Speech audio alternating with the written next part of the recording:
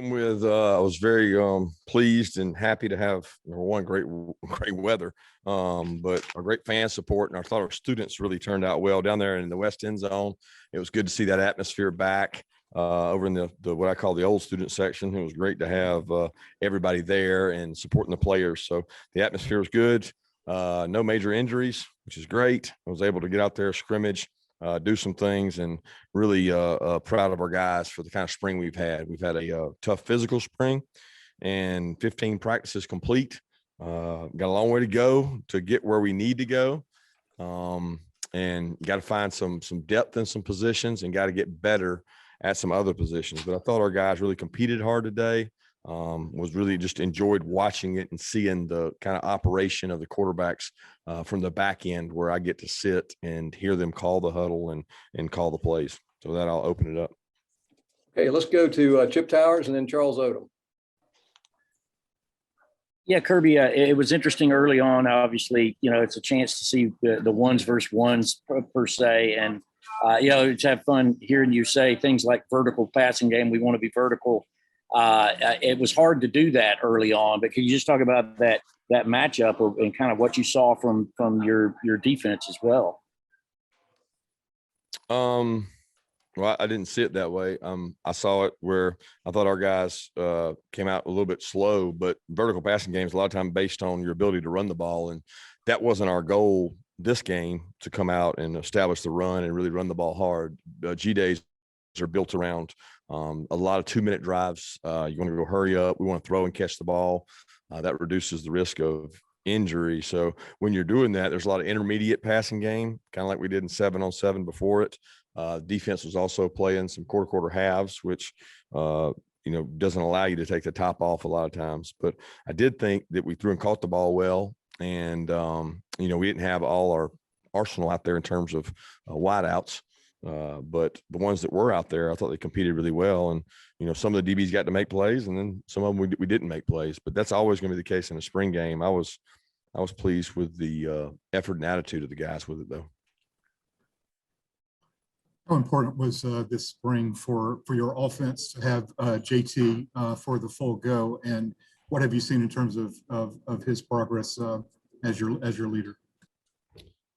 He's got command of the offense. He's got to be able to utilize the pocket, and we work on that each and every day. I know Coach Munkin is always driving that home with him, his ability to move in the pocket, step up.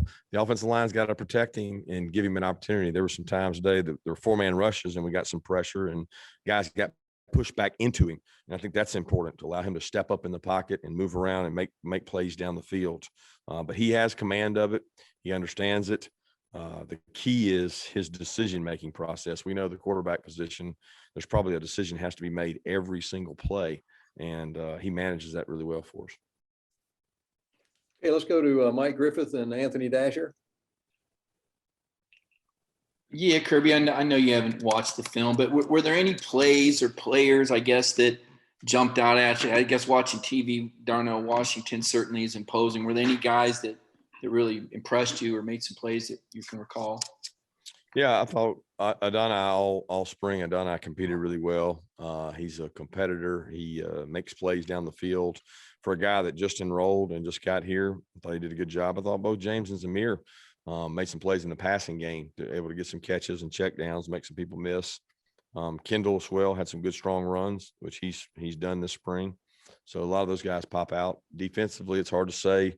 Without watching it, I did think Jalen Carter and Devontae White were disruptive inside with some inside stunts that helped us and got quick pressure a couple times. But for every positive, there's the flip side of that. We got to protect them better, or we got to tackle better. Hey, Coach, another Darnell Washington question. Kind of where is he right now as far as his knowledge of the offense? Looks like he might be kind of starting to get maybe a little bit more. Well, it's interesting. He wasn't able to practice all spring, so he missed some time, and just getting him back gave us another weapon, at least for this game. But he missed some time there, and I know his conditioning level is going to be important to him to make sure he's really in shape. He's a great target. He's a big target. He's an athletic guy, and he's a weapon. We got to find ways to be able to utilize him both in the passing game and in the run game, because he's a weapon in both. Let's go to Seth Emerson and Mark Weiser. Kirby, you touched on this a little bit, but obviously wide receivers and DBs have been two of the most discussed topics. Where do you think that they are each? It seemed like the wide receivers had a good day. Did that say more about the wide receivers being encouraging or the cornerbacks at this point? Well, I would probably argue every G Day we've come out of, you feel good about the wideouts because you throw the ball so much in the G Day game. So it's not like a G Day I can ever remember coming out of saying, oh man, we don't have any wideouts. And I've never felt any kind of negative way towards the defensive backs coming out of the spring game. And they've given up yards in passing because this game is built around that. It's probably a little unrealistic on some plays, whether the quarterback would have been sacked or not. And that's the hardest thing to measure in this, because sometimes he gets to step up and make a throw and maybe make a play down the field when you don't know if that actually would have happened or not. But we certainly got to improve in all those areas, and I'm looking forward to it. I know we have a lot of wideouts. It's going to be a really good competition come fall when we're at 100% health at the wide receiver position, because some of the guys that got all these opportunities this spring have really stepped up. And then a defensive back, it doesn't change. It's day to day. We've got two safeties we feel like have played pretty good and are experienced, but at corner we've got to find guys that are comfortable, can make plays down the field and make plays with their back to the ball. Yeah, Kirby, as you mentioned, G-Day is a big day for passing. I think there were like 80 or 90 passes combined or something. But to have these young guys at DB get a chance to do it with 20,000 in the stands, what was the value of that, you think, for them? I'm hopeful it pays off, next year in the upcoming games, because, the opportunity to be a DB is not in the run game, that you could have 25 run plays and they may never be involved in one of them at corner. And then the more you throw the ball, the more you challenge them. You challenge them by what you call, but you also challenge them by putting air in the ball and throwing it around. So we got to challenge those guys. We'll get to do that all summer in 7-on-7. We've got to grow and get better, and we've got good players. We've got to coach them up and get those guys ready to go play at a high level, and they'll get challenged obviously in our opener and in our conference play and the teams we got to play next year. There's some teams that can sling the ball, and this game's about skill. So if you have skill level out on the perimeter, it's hard to stop people. I don't care who your corners are, how good they are. You're not shutting people down anymore. Let's go to Jake Rowe and then Dean Legge. Yeah, Kirby. Concerning Dontae Mitchell, AD, when did you kind of get the impression that he was going to be a guy that could kind of help you maybe a little bit right away? And when did he really start to kind of emerge this spring? Because you started hearing a little bit of buzz, and then you kind of got a chance to put it on display today.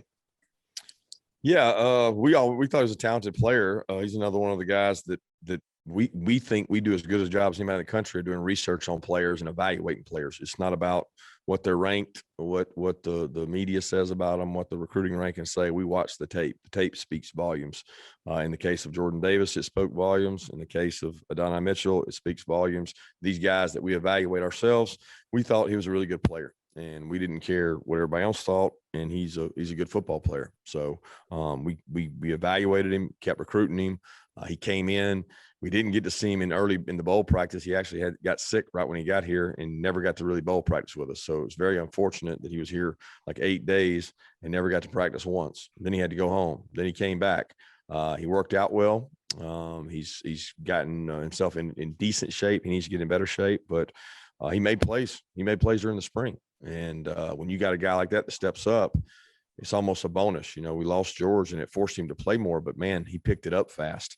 And when Jermaine went down, he had to get even more reps. So we're really excited about AD and think he's a really good player. And the last probably 3 practices of spring ball were his best practices. Kirby, all 4 of your quarterbacks that you've had really seem to flash at one point or another today. And they, from what JT says, have been preparing as the starters all along, all 4 of them. Is this the best group of quarterbacks you've had in a single room since you've been at Georgia? I don't know. Top to bottom, I certainly feel really good about all 4 of them. I don't know that I could ever say we've had 4 that you feel, confident about. These 4, I feel really good about. I think they're good football players. I think they're bright. They're intelligent. They challenge themselves.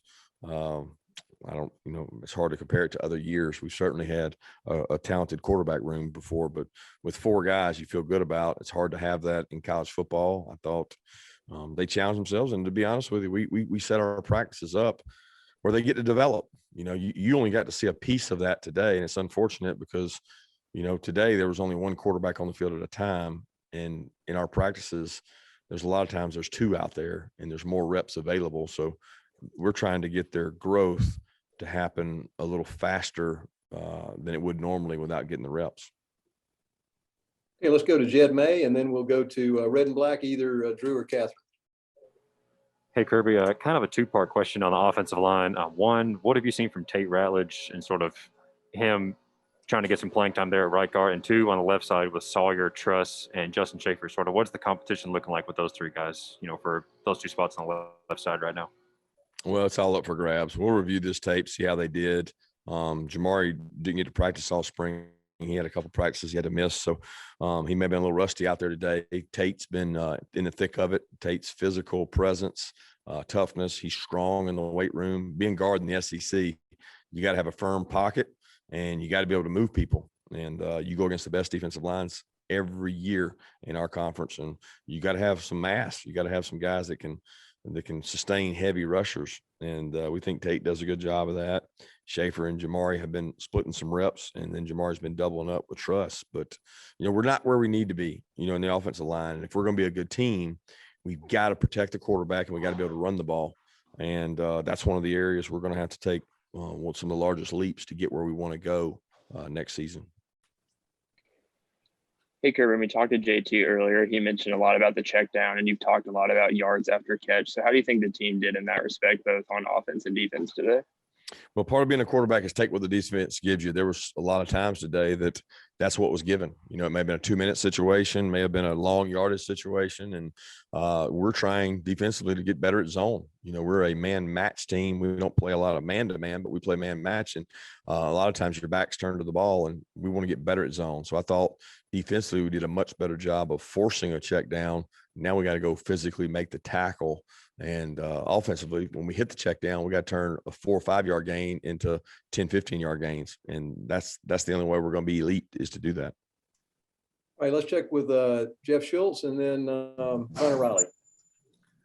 Kirby, you touched on JT's command. I'm curious, have you seen a discernible difference even from the fall to the spring, whether it's on or off the field in his play and demeanor, and if so, how? It's hard to say discernible difference because I felt like he had a really good command last year. I never went into a game with, the Mississippi State game, probably the most unknown, but he had a command then.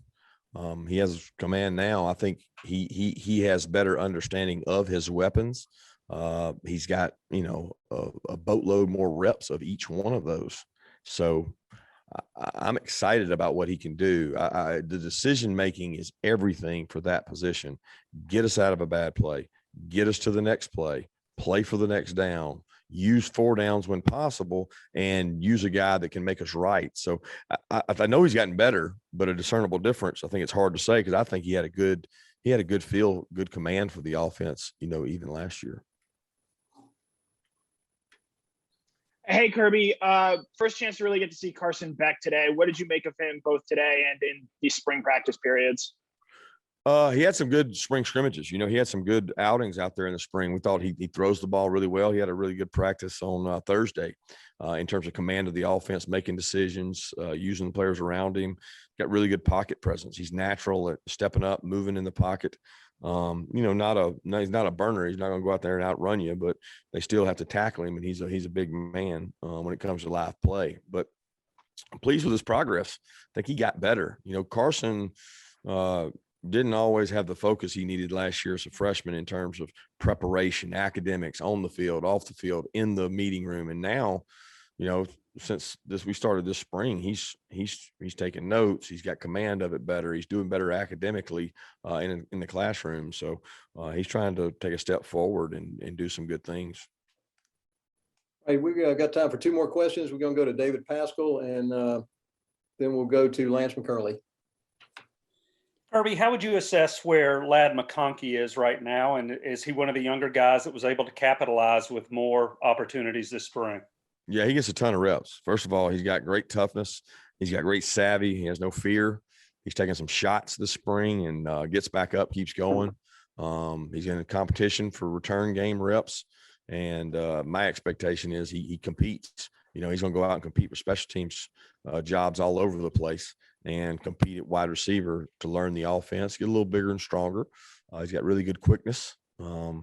But I'm excited about Lad. He's a guy that's going to be a good football player for us. Hey, Coach, in the kicking game today, we saw Camarda go 3 field goals, and is there a drop off behind Pod? And what's the deal with Jared Zirkle? How's his progression over the past 2 seasons? Zerk's been injured, so we went with Camarda today to give him an opportunity. And we don't get to travel a lot of times 3 kickers, so you always want to have a backup kicker situation where you got a guy in case a guy goes down, and there's no better experience for a kicker than getting to kick field goals in a game. So we felt strongly that Camarda would get to kick today in the game. He did. He got to kick field goals today in the game and didn't hit the ones that you'd like for him to hit, but he's certainly going to get better. Camarda's got a tremendous leg. I mean, you see that in the punts. You see the strength of his leg in the punts, but he's the same way in field goals. He's just probably not as accurate as Pod is.